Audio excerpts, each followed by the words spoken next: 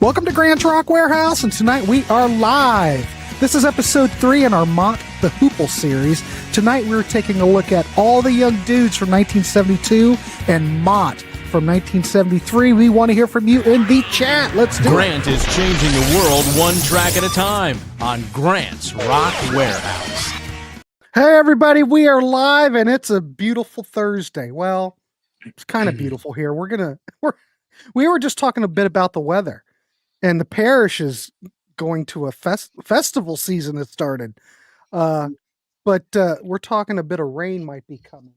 But supposedly in central Ohio, it might rain for quite a long time. So I may have to start building some kind of ark or something. Anyway, this panel, you've seen these gentlemen before. This is episode 3 in our Mott the Hoople series. So tonight we are taking a look at all the young dudes from 1972 and Mott from 1973. So, gentlemen, how are you? Nice to see you here tonight. It's always fun to talk music with you, gentlemen. Yeah. Look at this, ladies and gentlemen. Cretan is in the house. Lewis, nice to see you. Kyle, always a pleasure. Who else is here? Michael, nice to see you. We got about 17 people watching. We'll get more people as we keep going. So anyway, if you followed this, we're just going over the catalog. This is just an excuse to talk about Mott the Hoople. And I've got 2 fans here that definitely want to talk about it.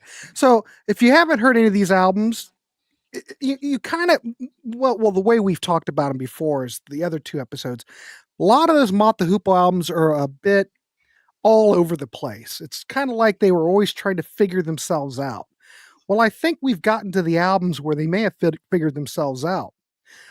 So what we'll do is talk to the parish. We'll talk to Nick, and we'll get their takes on it, and we're going to get their rating out of 10. Now, anybody in the chat, if you are familiar with these records and want to chime in and give us your rating, we want to hear it. So want to keep this interactive. All right. Who wants to start out? Anybody here want to start out talking about parish? Well, I was going to say Nick normally starts giving us a bit of background on the record. So Nick, are you ready? That. Oh yeah, I don't know if background, but sure, I'll go quick. Or I can, whatever. I can do that. Go ahead, give some background, and I'll go. Okay, let me bring crap up. All right, so if we know anything about, if you do know anything about it, all the young dudes almost didn't happen because they were on the verge of breaking up. David Bowie came in and kind of saved the band. He produced the record. And I think when I listen to it, it seems like the band is a lot more revitalized. And so we're going to go through the tracks like we normally do. So that came out in 72.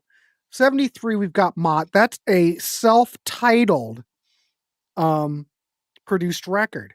And some people consider this their masterpiece.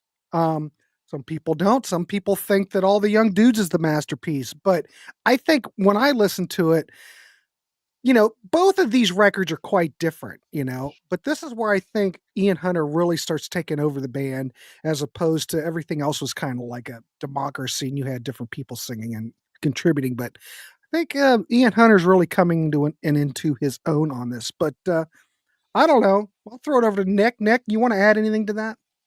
Yeah, I think especially with All the Young Dudes, I think Mott is now at cruising altitude. I think they figured out who they are.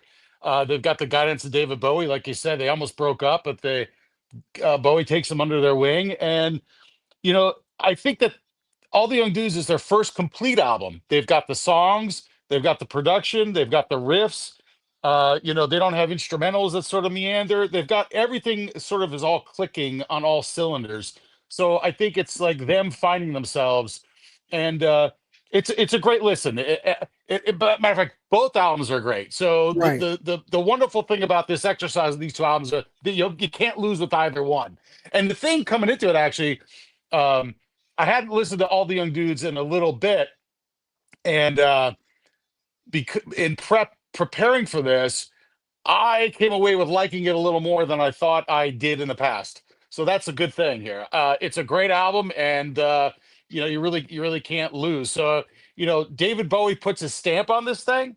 David Bowie, besides giving them the single, he's the producer. So he's sort of at the height of his powers in the early 70s. But I think it's a great album. If you want me to go through the tracks, I'd be happy to. And sure, go ahead.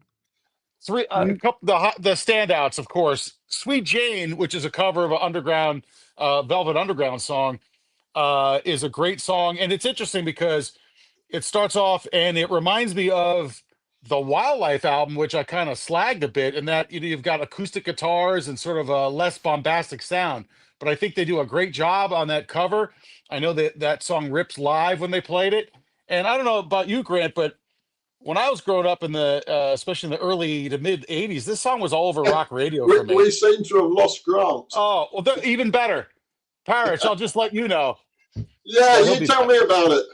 Yeah, no, but I mean, Sweet Jane was a song that I know it wasn't released in the UK as a single, but it was everywhere, ubiquitous for us. There, you're back. It cut out totally. The chat froze up, and then all of a sudden it just went, and there I was gone. So I'm back. All right, weird. All right. Yeah. So you keep flashing in and out, but so Sweet Jane is a song that, like, when I was an adolescent, that was part of the triumvirate of Mott the Hoople songs, besides The Dudes, which is also on this album, of course, and then also All the Way from Memphis. So Sweet Jane was a song that I was very familiar with as a kid. And I think they do a great version. I know Brownsville Station does a cover of Sweet Jane as well, but this has it edged a bit, although their cover is very good. Throughout this album, too, you get, besides acoustic guitar, that sort of driving sound here, you also have saxophone that's kind of buried in there as a rhythm instrument, but then also you get some sax leads, which I think was sort of I think that's Bowie. Exactly, that what Bowie was doing at the time. So so anyway, but Sweet Jane is a great opener. The other highlight, of course, All the Young Dudes. It's an iconic song. It's really at its core a sing-along, but it soars, it's majestic. It's got this organ in it that reminds me of almost like Procol Harum, but it's a sing-along song that sort of like takes off and goes places. So it's a song that, it's funny, you don't ever hear that song played live from cover bands and things. I don't think it's an easy song to play. I know Ian Hunter always does a good job of it, but it's sort of for me, that song is timeless. And I love the lyrics. Is concrete all around, or is it my head, et cetera, et cetera. So third highlight for me on this album is I think I'd say One of the Boys. And I think this was a single in the US too. It's just a rocker. It rips. It's Stonesy. It's got a Stonesy, bluesy vibe to it. It's one of those songs that, if you heard it live, you'd love it. It's got a heavy, almost like heavy guitar with the bass is thunderous on it. So I'm a big fan of that song as well. I don't feel that this album has any weak tracks on it. You've got the what WTF moment towards the end when Mick Ralphs sings "Ready for Love," that we all know in the United States was made really famous by Bad Company, but here it appears for the first time, and it's kind of like Paul Rodgers' "Mini Me" with Mick Ralphs singing it, because he got that high voice of that high register. But it's a good song. I like the ending where it goes with the guitars towards the end of the song. Yeah. When you hear it, you're always trying to compare it to Bad Company or Bad Company version, because we grew up on this song, Parrish. It was on the radio all the time. But I think in its own right, this song is very good. When you start with a good quality song, that's half the battle. But I think they did a nice job with it. I'm not a big fan, although I like the attempts they made on earlier albums with Ian and Mick Ralphs singing together. Mm-hmm. Ian's given like this bridge part that doesn't do much for me, but so it's not the best thing in the world. But I'm rating this album, and I could talk about songs all day. I'll give Parrish a shot. I'll rate this album a 9.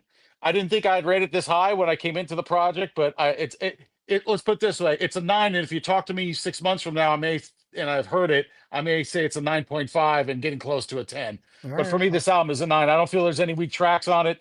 I didn't go through all of them, but I really enjoy this album. It's the type of album too that you listen and you basically listen all the way through. You don't skip around. So. Right. Well, I think, like I said, I think they really come together on here. I think having Bowie in there, it's kind of like Beatles. This band was on the verge of breaking up. It's kind of like the Beatles during Let It Be. You've got, once you had Billy Preston come in, the Beatles kind of got all jazzed up because, we're jamming with Billy now. So kind of, I think it inspired the band. It comes off that way on the record for me. Yep. So I think it was great. And, after all, they did continue on for a bit until everybody split. But it does kind of give you a little bit of the taste of what's to come when Mick Ralphs leaves. You know what I mean? Mm-hmm. So, awesome. So there we have a 9. Excellent. Let's throw it over to the Parish of Rock and get his thoughts on this record. Okay, before I do that, I just want to apologise, Nick. I was distracted there for a minute. We were in the middle of a thunderstorm and my screen went dead. And I was trying to get back on. So if I seem to be doing something else while you were talking, that was the reason why. Perry, I do want to mention this before you start, is that there was a Google server outage. And when I got on StreamYard earlier, this wasn't working. It had some kind of message up there. So that might be why we're getting some intermittent weirdness, because I suppose that Google server's back up. We're running, but I'm kind of wondering how long it'll last. I thought it might be the storm outside, to be honest. Well, firstly, shall I say the obvious that we've got all the old dudes talking about all the young dudes? I don't know. I'm young. Guilty. Guilty. I shouldn't even say that because people are gonna throw that in my face. That's funny. just to start, I mean, I've lived with this album for 52 odd years, so it's always hard to review an album that's been with you most of your life. And the first time I saw or knew of Mott the Hoople really was seeing them on Top of the Pops do all the young dudes. And then I realised my elder brother had a couple of their old albums, the older albums. And then he bought this album, and I don't think he ever listened to it because it was always being played on my record player in my bedroom, so he never got a chance. So I've kind of lived with it, and you kind of probably get the theme. I love this album. I think it's a great album. It's interesting. Everybody thinks that they were on the verge of splitting up when this came out. But I heard Ian Hunter tell a story a few years ago on the radio. And what he said he wasn't allowed to say much, but there were several things going on. One is they'd split from Island Records. Oh, yeah. And they'd gone on to Columbia, and they recorded this without Island Records knowing, because if they'd known, they would have wanted to put it out. But the main reason they said they'd split up is because David Bowie offered them Suffragette City, and they didn't want to do it. They didn't think it suited the sound, so they went back and said, "No, we don't. We're splitting up. We don't need a song." Gotcha. To try to let them down gently, and then David Bowie came back and said, "Well, I've written another song. All the young dudes, have a listen to this one." And in this case, they absolutely loved it, so they said, "Oh, okay, we won't split up then." But the way that Ian Hunter told the story was they were obviously in hard times. They were struggling to break through, but it sounded like they maybe weren't actually about to split up. It was a mixture of trying to let David Bowie down gently and keep things secret from Island Records. But who knows? I mean, it may just be because he's a good storyteller. He may have just been telling various stories on the radio just to liven up the interview. Well, I will say this, though. I think the Bowie producing was a good fit. Oh, I think brilliant. You can just tell by listening to it. Yeah. You know? I mean, this album to me is one of the definitive glam rock albums, along with a couple of T-Rex albums, Sweet, Slade. This is absolutely in the middle of that.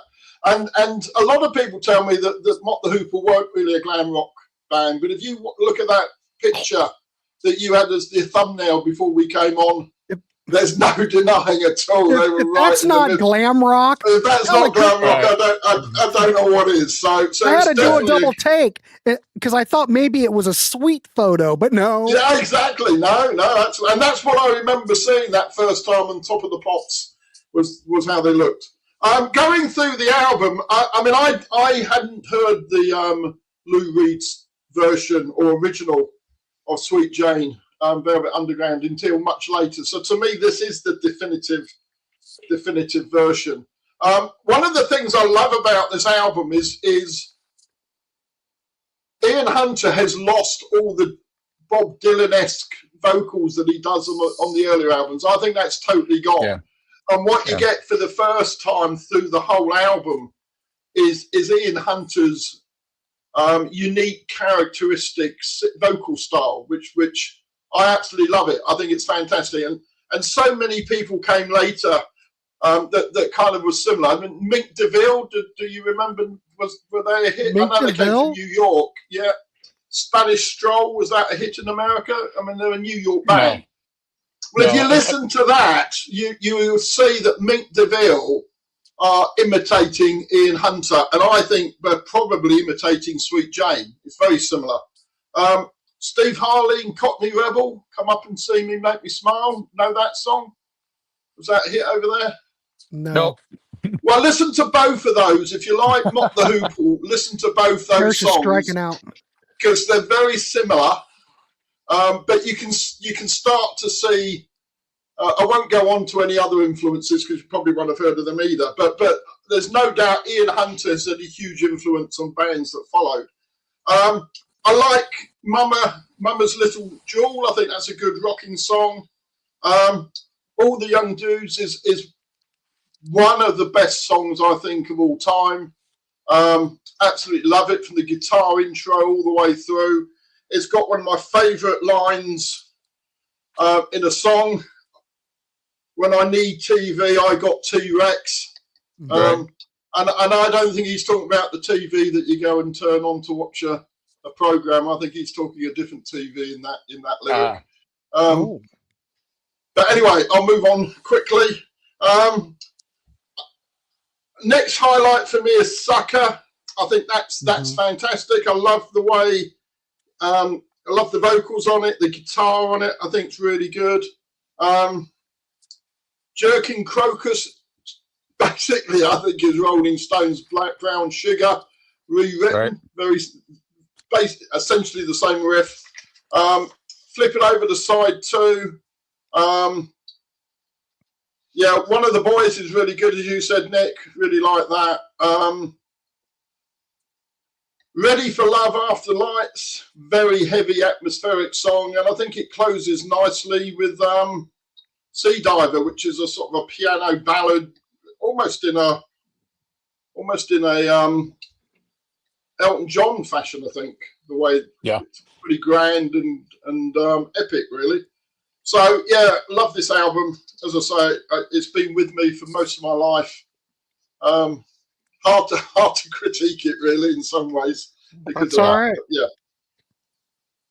And just the other thing I was going to say, it got to number 21 in the UK. So I've always thought this was a huge album, but it only got to number 21 in the UK. And that's despite the fact that the single, which came out before the album came out, got to number 3.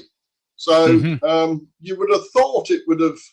We had this discussion with the ELO, didn't we, Grant, when we did that program, about sometimes how big singles don't necessarily result in a big selling album.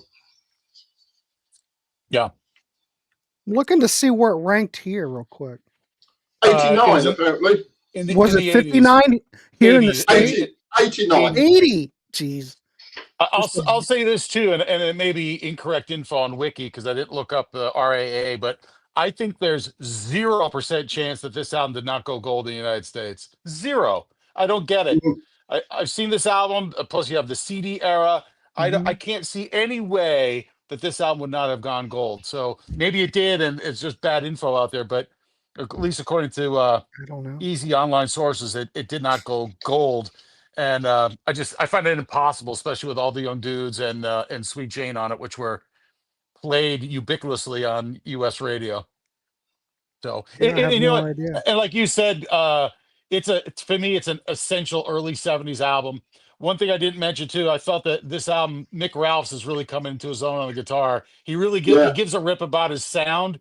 He has great sound, great tones on this album. And you can see how he's evolving into the guy he became with Bad Company. But Mick Ralphs is definitely a highlight on this album. 100%. And I think he got better as he kept going. Yeah. Yep. I mean, he has the great Yep. tone. Well, yeah, 100%. So, Parrish, since you love this record, it's probably going to. What are you going to rate this out of 10? Well, I've got to give it a 10. Okay. Yeah, all right. That's fine. All right. I agree with everything the whole panel said. I think this is a total. I think this whole album totally works. You know, they finally found themselves on this record. What tracks? Got to scroll. Okay, All the Young Dudes, of course. We've all talked about it. I think it's a great glam song. Yes, it's glam. Look at the damn picture. They're a glam band. Biggest hit, I think Bowie knew, for one, Bowie, I think, during this whole period was on fire as far as compositions. And I think they could have pulled off Suffragette City too, and I think it would have been great. Yeah. Yep. Because All the Young Dudes, I don't think's that far off from Suffragette City. You can tell that those are all written around the same time. Anyway, Ian Hunter's vocals are phenomenal. It just feels like they're getting along just great. A lot of interaction between the instruments. It's a standout. It's an anthem. This is if you're going to look at anthems during the glam rock era, yes, this is an anthem. In the dictionary, anthem, All the Young Dudes.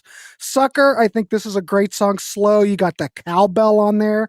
You got saxophone, like Nick was mentioning the saxophone from Bowie. Pitched and great. It's got harpsichord, wordless backing vocals. It's kind of haunting. One of the great tracks of the record. Mama's Little Jewel, strong boogie tune. Hunter is also getting better, I think, as a songwriter. He really comes into his own vocally, songwriting wise. There's really not much to complain about. I just think that Bowie was the secret ingredient. One of the boys where everyone has already talked about. This was a follow-up single to All the Young Dudes, but I think it's glammy. There's a certain spirit to it, and I think it's just one of the great tracks from this record. Now, based on that, what would I give this album? I think I would probably I don't know if it's a perfect record for me, but I think I would be happy. There's not a bad track on it. The production's good. The sequencing is top-notch. I guess I would be happy giving this probably an 8.5, which I'm lower than everybody else, but I would agree it's not a perfect album, but I think the imperfections on the album is part of the reason I like it so much. I mean, I get it. It's like his vocals, isn't it? I mean, you could never say he's a classic vocalist, but he's just got such a unique. But he seems to be at this point. On this record, he's really found his niche. Yeah, and the songwriting. I mean, it's almost poetry, because whereas most songs rhyme line to line, he kind of rhymes mid-line on some of these songs. Mm-hmm. It's quite remarkable how he gets it, but it works. So I think some of the imperfections is actually why I like the album so much, because it didn't sound like everybody else. Yeah, it does stand out. There was nobody else that sounded quite like this. Cretin's coming in. No RIAA certifications for Mott the Hoople on the official site. Right. Well, I don't know. Someone needs to do an audit, because I think those guys are owed a piece of gold album, but that's me. All right, everybody, start giving me your... It makes you wonder that dispute that was going on with Island Record, maybe that's why they never declared it. Maybe that's it. Don't declare it, because then they can't, whatever was going on, there can't be any compensation if you haven't made any money, can there? So. Right. Let the sleeping dogs lie. I get it. Yeah. Exactly. That's right. All right, Michael's coming in with a 9.25. We've got Gary Joyce, the principal, bringing it in hard and heavy with an 8.25. See, we're all in the ballpark. Nick is right, 100%. Al, we're coming in with a 9. All right. Cretin, 8.5. He's copying me. Okay, here we go. Sydney's coming in. I like every song. Gets a 10 from me. All right, hardcore. Thanks, Sydney. Good. Exa Music goes, we got a 9. Yeah, you know this is going to rate high. But it'll be interesting to see how this fares with Mott. I'm just looking forward to that. Yep. 8.5 from Lewis. Okay. Steve Polari. I prefer Mott over Dudes. Okay. Dudes is an 8. Mott is a 10. Well, some people, like I said, consider Mott really the best record, but we'll see how it fares. All right. So we got an 8. All right. All right, everybody. We're about at a half an hour. That's what we do. Talk a half an hour, go to the next record. I want to thank everybody in the Peanut Gallery for tuning in and keeping this interactive. This is great. I'm assuming we're done. There's no more numbers coming in. Let's calculate. Let's see what we've got. Oh, Matt's coming in with a 10. Wait a minute. Danny, Matt 10. What? Oh, Mott 10. Jesus, I don't have my glasses on. I'm going, who the hell's Matt? But Danny, do you have a rating for Dudes? We're waiting. Come on, Danny. Hope it's Danny. God, I should have worn my glasses. Well, so far we've got it. Oh, this is pretty damn good, ladies and gentlemen. We've got an 8.9. Dudes, Danny's coming with an 8. All right. Well, we'll add that in. Not that it's going to change it a whole lot. Well, it did. It knocked it down. We're now at an 8.8. I definitely say we could recommend this album to somebody. Oh yeah, 100%. And this is like a good starting point for anybody who wants to get into the band. I mean, come on, you can't go wrong starting here. No. All right, cool. All right, let's head over to the next record. So Mott, that record came out. Well, the sound's got All the Way from Memphis, Violence, Driving Sister, Ballad of Mott the Hoople. Now, I do want to mention something. You do have a little bit of that Dylan thing going on in this record, But I think this record, 1973, the band's producing themselves. And when I listen to this, before I turn it over to Nick, I hear that Ian Hunter's really taking firm control over the band on this record.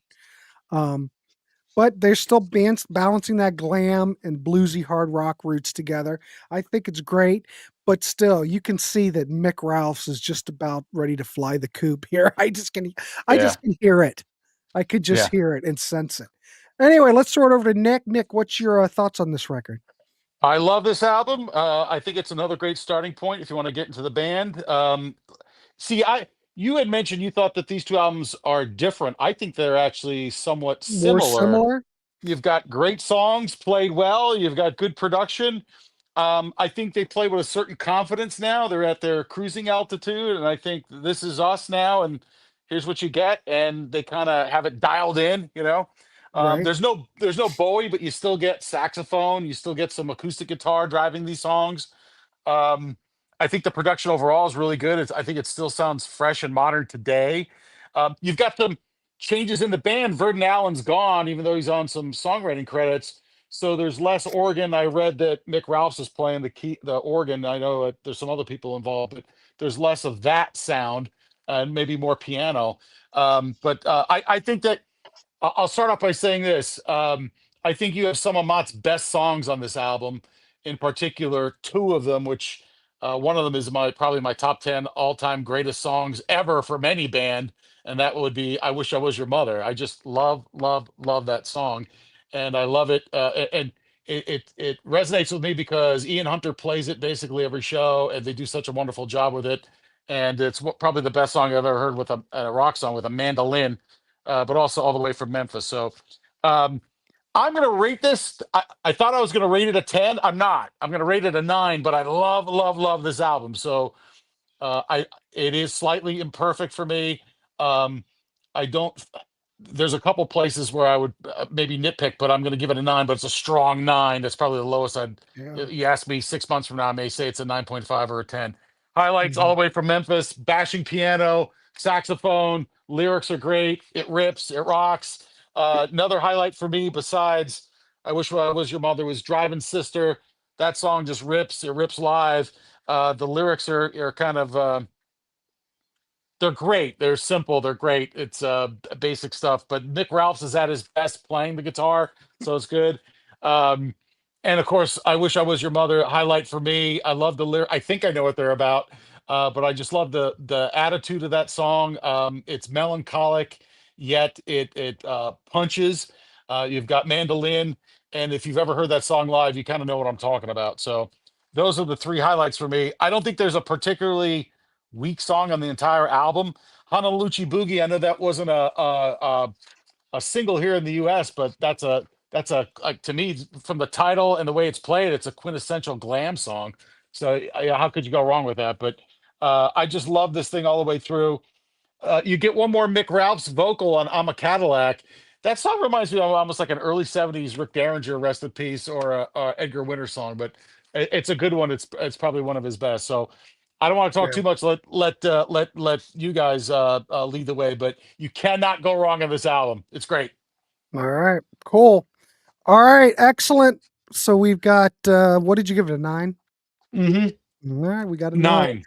And I've got everybody else who gave me the rating before. I mean, if you want, everybody in the chat, go ahead. You can give me your ratings if you want. I'll keep track. All right, Parrish, you are up. What do you think of this record?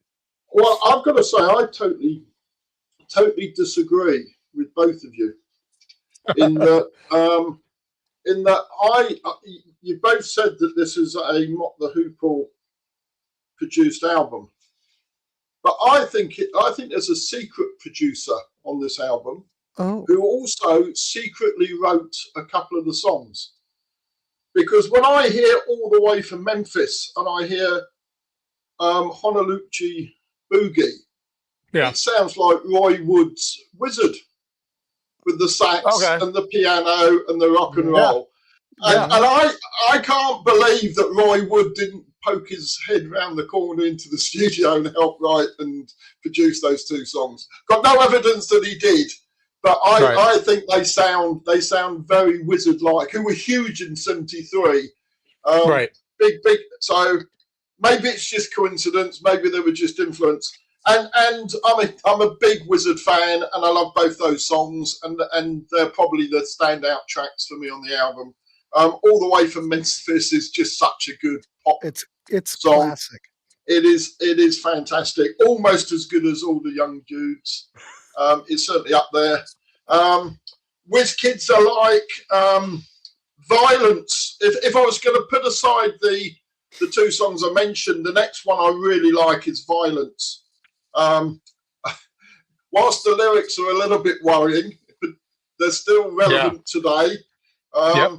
But the bit I love most is it's kind of starts. It's got a very erratic drum. Beat in it. It's got the guitars are pretty erratic and loud, and then the chorus is sort of if you haven't heard it, it's kind of in the style of a Queen's song Going Slightly Mad. It's that kind of whimsical, in my view anyway, whimsical kind of lyrics to it. So I love that song. Driving Sister I think is brilliant. I do wonder whether with the sound effects that they had with the car and the accident, I reckon Kiss heard that I song. was just thinking and that. nicked the idea for Detroit Rock City, because it's certainly a similarity there. But a great song. There's only one thing on the album I don't like, and that's the second part of I'm a Cadillac. I don't know if I can Camino Dolo Rosso. I'm not a fan of Spanish guitar, and it just goes on. If they'd cut it before it went into that, it's a great song. Just don't have it. And for 7.5 minutes or whatever it is of a song, cut it after 3. Don't have all that. Look, I'm sure it's very clever. I'm sure it's fantastic guitar playing. People who like that sort of thing, I'm sure love it. But it's not for me. So that's a bit of a downer. And like you, Nick, I think I Wish I Was Your Mother is a fantastic song as well. Really like that. So I think it's a really good album. I think it is a bit I think it's still a glam album, whereas the previous one I think is glam in the style of David Bowie. I think this is glam in the style of Roy Wood and Wizard. So it's still glam rock, but slightly different styles. And because of that Spanish guitar, I'm going to give it 9.5. 9.5. Okay. If it hadn't been for that, it would be a 10. But that just kind of, yeah. And of course, you can't. If you listen to it on vinyl, you can't get up and kind of move it. So you have to sit through it and suffer it, in my view. So. Hey, Parrish, I have a question. On the UK version, did you get Rose? Because we didn't get that on the US version. No. Oh, okay. You didn't. So that's like an extra track then. It must be, yeah. Okay. Yeah, because we have the alternate cover. You've got the sort of the more iconic the glam rock one. Yeah. And ours is a gatefold, which is kind of cool. I don't know if yours is gatefold. It's got all the lyrics and stuff inside. Yeah, Rose is a B-side, I think. I'm trying to think which song it was a B-side of, but I'm pretty certain I've got it as a B-side. Right. Okay. But I can't remember which whether it was all the way from Memphis or Honolulu Boogie. But so I certainly know the song, but it's not on the album. So it may be on the CD versions that have come out since. Okay. But not on the original. Gotcha. I'm sure Logan would love to listen to Poison while you tuck him in. So cute. You two, those two boys are so cute. That was a bit random. All right. So awesome. So what did you give it? I wrote it down. 9.5. All right, cool. All right. For Mott, this is my little take on it. For one, we kind of brought up Mick Ralphs' guitar playing, but there's a lot of great stuff. And I keep listening to his guitar playing, and I just totally dig it. All the way home from Memphis, I totally get the Roy Wood thing. The piano's sketchy. The vocal harmonies are wonderful.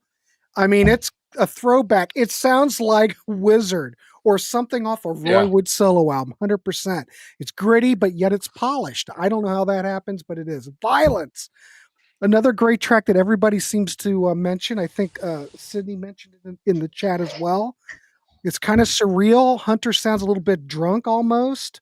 Kind of an odd track, but hey, it's a little bit more experimental. But the thing is, you can have a track like All the Way from Memphis and then Violence, and somehow this album, it works. Right. I don't know. Driving Sister. God, Mick Ralphs' guitar solo on this. Gentlemen. Yeah. It's got the volume pedal, kind of like what George Harrison was doing back in 65, mimicking a steel guitar, little country rock flavor to it. Love it. It does it. I hear it and I just hear like, God, he is really getting close to Bad Company. Ballad of Mott the Hoople. We've got the whole Bob Dylan thing coming back. I swear to God, you wipe Ian Hunter's vocals, which he's doing a good Bob Dylan, but the whole thing sounds like Bob Dylan in the band when I hear it. It sounds just like Bob Dylan. I like it.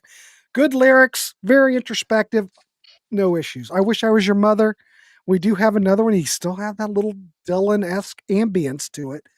Got mandolin, you've got harmonica. Right. What's not to like? I'm a Cadillac. I'm kind of with the Parish on this. I think I'm a Cadillac. That's great. The Spanish guitar stuff. I don't know. I'm good with Mick Ralphs' slide guitar work. I like it. This is how I look at it. I think I'm not the biggest Mott the Hoople fan. I didn't think that they really could have gotten any better than they did on All the Young Dudes, but I have to admit, ladies and gentlemen, I'm going to have to rate this a 9. I think this is absolutely a stunning record. I mean, you do have different styles, but then it's able to work. Sequencing's good. The production is great. I mean, it doesn't have that that David Bowie kind of production. It's a little bit different, but they were running on all cylinders in 1973, ladies and gentlemen. That's how I look at it. So anybody else have any? If you have not given me your rating, I'm ready. If not, we can wrap this dog up early. What's Al say? The sax solo on All the Way from Memphis was by Andy McCabe, Roxy Music. That's funny, Al. I've got that. Does anybody here have that Andy McCabe solo album that he did? No. He put out a solo album like 76 or something. Man, I remember picking one up I've never played it. I bought it for like $1. Ernesto is still looting. Oh, Ernesto's in L.A. Yeah, where is Ernesto? He's not here. He's probably out raising hell. He's probably overturning Teslas and stuff like that. All upset. Oh, man. Whatever. I haven't seen Marlon. Anyway, let's do our calculations so we can wrap this dog early. This album fared even better, boys. We got a 9.27. Yep. So I think that's fair. Makes Our sense. other rating, we got an 8.83, 9.27. The Mott album is the clear winner. So, all right. So, gentlemen, you have anything else before we wrap it up? Anything you want to mention? We kind of I just want to mention that I said on previous programs I live about 30 miles from Hereford, which is where Mott the Hoople come from. And they've just announced Mott Fest, which is going to be a Mott the Hoople festival, 2 days in October. So, so I think I'm going to have to go along and report back, go up to the Rock Warehouse and give you a review of the festival. I don't know too much about it yet. I don't know whether Ian Hunter's going to be there or what, but there's a couple of tribute bands. I read that they've got a couple of tribute bands on, so it could be interesting. So yeah, that's been announced. Mott Fest. That's awesome. Fest. Yeah, that's great. Cool. That's great. All right. Well, we're still gonna continue. So the next two, what are we looking at? We're looking at I hit the wrong screen. Buttons are hard sometimes, ladies and gentlemen. What are our next two albums? They're just the Hoople albums, right? The Hoople. And then that's a good question, because then you've got the 2 non-Ian albums. But if you want to do Hoople with the live album, that might work. But what do you think, Parrish? You want to do the live album with the Hoople? Yeah, because Mott the Hoople without Ian isn't really. All right, we'll do the live album and Hoople. Yeah, that sounds next good. month. So, and when was the date of that again? Sorry, because my screen was flipping out. What's the date of that Mott the Hoople thing, Parrish? October. Oh, it's in October. October. Well, darn it. All right. It's a long way off. All right, cool. We'll so we have a special. Mind you, we've still got ranking the albums and ranking the songs to do. Sure. So I'm sure we can flesh it out. I'm sure we can flesh it out. All right, everybody. I want to thank the panel tonight, the Parish of Rock, and of course, Nick Esquire. I want to thank everybody in the chat for tuning in. I appreciate the support. It's just fun talking music. I do want to promote this because Saturday, 10 a.m. in the warehouse, Pete Pardo and Brendan Snyder will be here, and we will be talking rock candy CD-ish releases, what we like, what we don't like. I haven't even drilled it down exactly what we're talking about. It's going to be wide open.